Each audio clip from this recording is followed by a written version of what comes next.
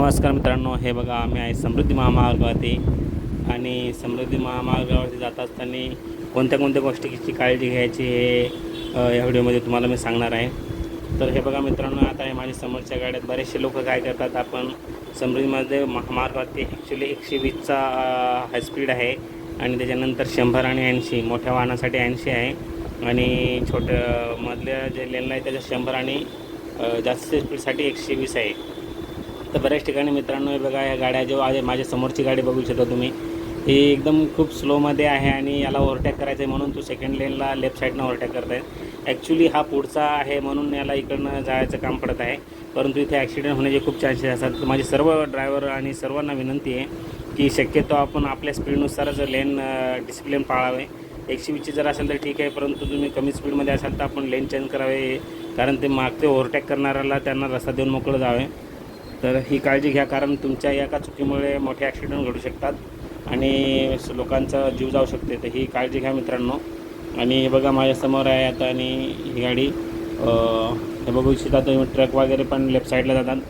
आणि तुम्ही जर समृद्धी महामार्ग एक्सप्रेसवरती जर या टायमाला दुपारच्या वेळेस जर प्रवास करत असाल तर शक्यतो तुम्ही नेहमी आपण बघतो की हवा आपण 33ची भरत असतो, परंतु लक्षात ठेवा की हवा हा सिमेंट रोड असल्यामुळे आणि समृद्धी एक्सप्रेसमध्ये कधीही हवा फुल करून घेऊ नका, कारण टायर फुटण्याचे खूप चान्सेस जास्त असतात आणि इथं आपला ॲक्सिडेंट पण होऊ शकते. जिथं आपण 33 भरतो तर तिथं आपण 28-30च हवा भरायची आहे, फुल कधीच करायची नाही. कारण रनिंग असताना कंटिन्यू तुम्ही रनिंग करत असता तेव्हा हे हवा जनरेट होते आणि आपण ऑलरेडी जास्ती भरल्यामुळे ते ब्लास्ट होऊ शकते. याची नक्कीच काळजी घ्या.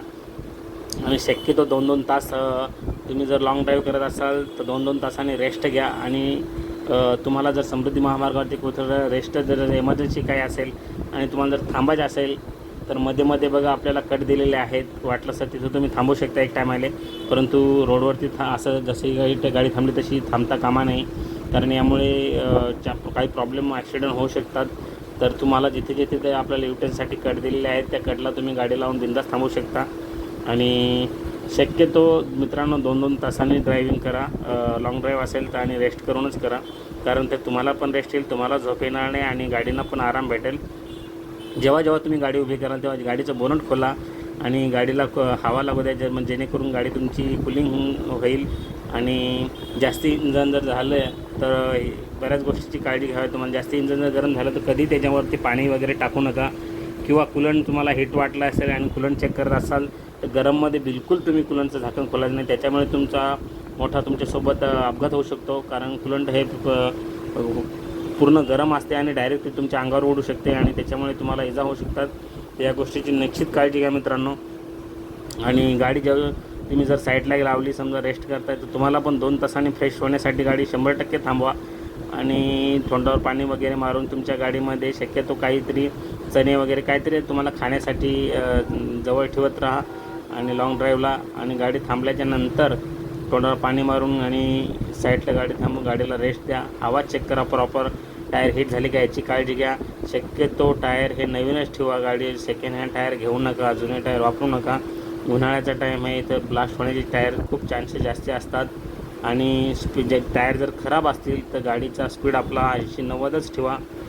भले थोडं लेट जर गेलं तरी चालेल, परंतु ॲक्सिडेंट होणार नाही आणि आपण सुखरूप प्रवास कराल, कारण आपल्या मागं आपला परिवार, मुलं बाळं यांची जिम्मेदारी असते. तर काळजी घ्या आणि जोशामध्ये ओव्हरस्पीड करू नका. आणि गाडीची कंडिशन गुड आहे का नाही याची काळजी घ्या, तरच हायवेवरती चढा. शक्यतो हवा फुल कधीच करू नका आणि गाडीची कंडिशन योग्य असेल तरच समृद्धी महामार्गावरती करा. चला, जय हिंद, जय महाराष्ट्र.